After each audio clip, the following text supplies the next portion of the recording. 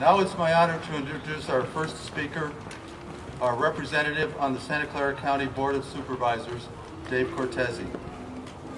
While Dave needs little introduction to this community, it is worth noting once again that this is the 12th consecutive Memorial Day event in which he has participated. You know he is dedicated to it. When his staff calls us before we call them. Dave is a longtime member of St. Francis of Assisi Parish. He and his wife Patty and his entire family continue their legacy of community service for our benefit. Dave was our city council representative for 8 years, the last 2 of which he served as vice mayor of San Jose. Dave is currently serving his first term as county supervisor for the 3rd District. His bio on the Board of Supervisors website says that his strong local roots and love for this county fuel his passion for public service. And it shows. This has been obvious for a long, long time. I'd like to ask Dave to come up and share his thoughts on this Memorial Day 2012.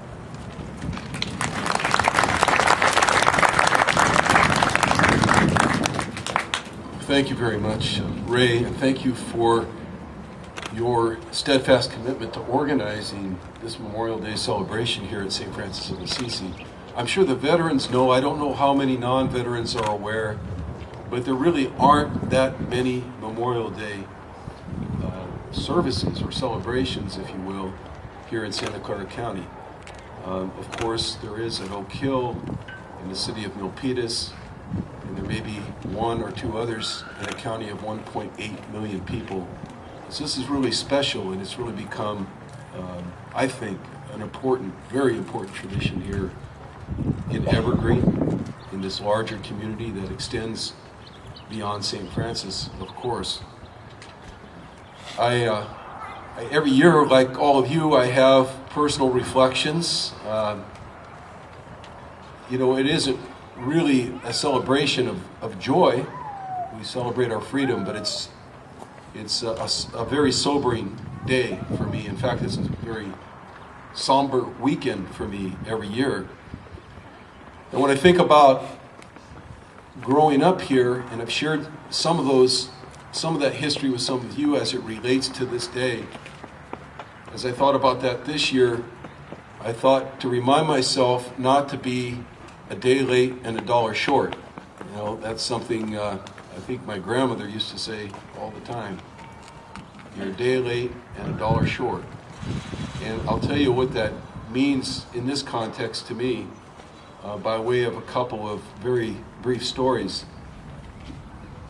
When I grew up here on the Orchard, on what is now Delta Road and San Felipe Road, an orchard that was acquired by my grandfather in the 1950s, extended about 90 acres.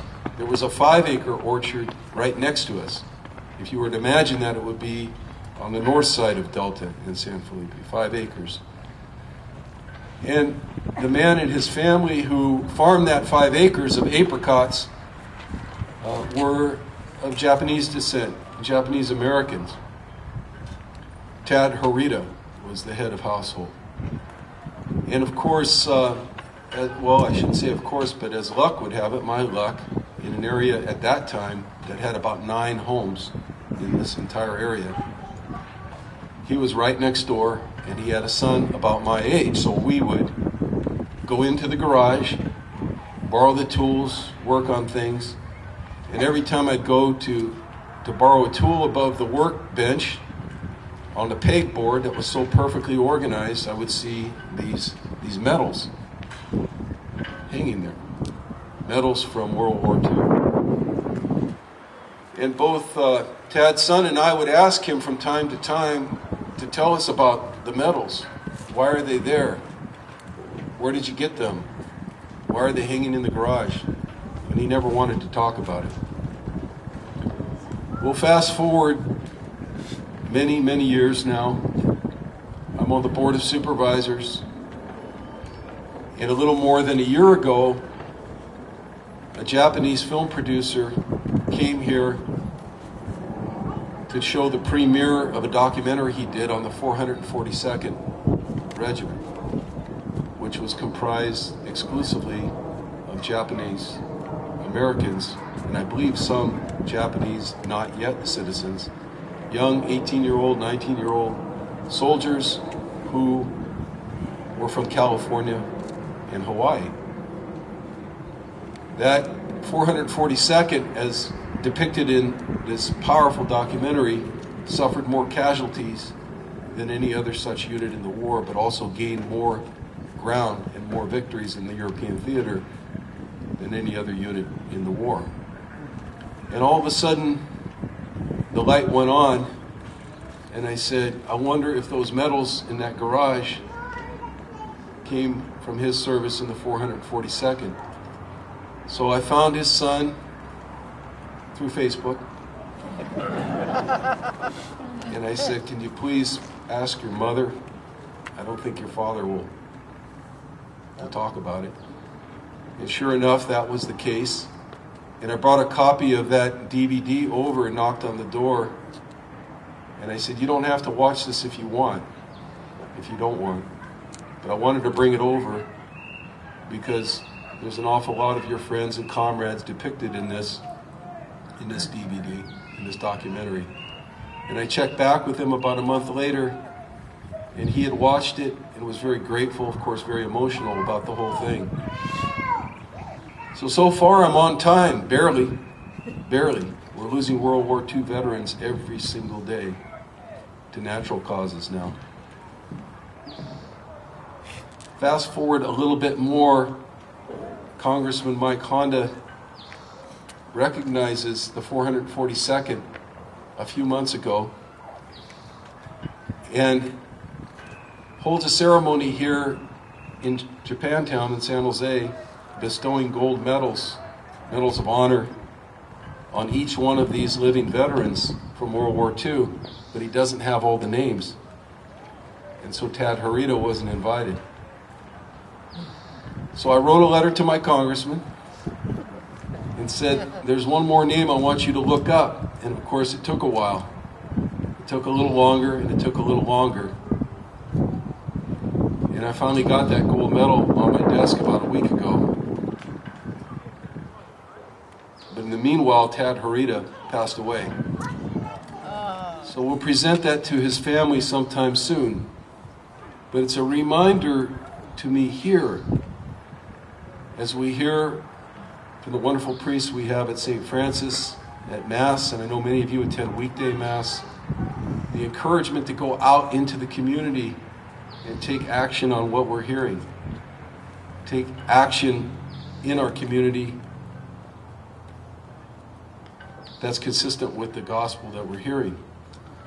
And it's really important to do that now, to do that real time, right? If I could do anything differently about that whole scene, I don't have to explain to you what I would have done differently. I would have flown to Washington if I had to get the medal and brought it back to present it to him.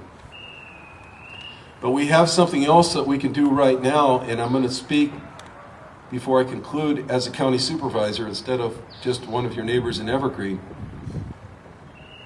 The Department of Veterans Affairs in the county, which enrolls veterans for benefits, before I got to the county, had 11 staff members working, enrolling veterans for their benefits full-time, nonstop. We set a record in this county for the dollar amount of benefits that were being returned to veterans and, of course, reinvested in this community, helping people survive today. Due to budget cuts, that was cut in half and then cut again, and now there's only 3. So while all of you are thinking about what you can do for a veteran this year, what I'm going to do is go into this budget process in June and ask that those positions in that Department of Veterans Affairs be restored. And I want to thank Tito Cortese, who's here, who's done such a great job keeping the Filipino veterans together here in this community, because he came recently to the County Board of Supervisors and said, one thing I want to do is I want to help put on a Veterans Summit so that we can better deliver services to our veterans. This is something that's absolutely needed today. I was talking to a Milpitas City councilwoman this last week. She introduced me to her father, a World War II veteran.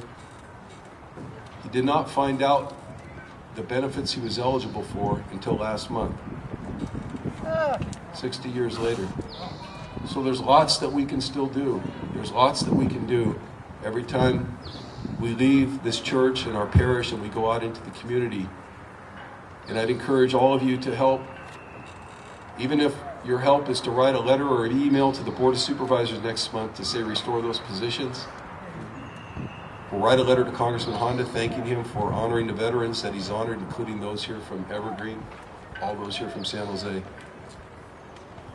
But I realize when I reflect back on Tad Harita with his humble 5-acre orchard next to our 90-acre orchard, with his little garage with the corrugated tin roof on top, that no matter how much I do and no matter how long I live,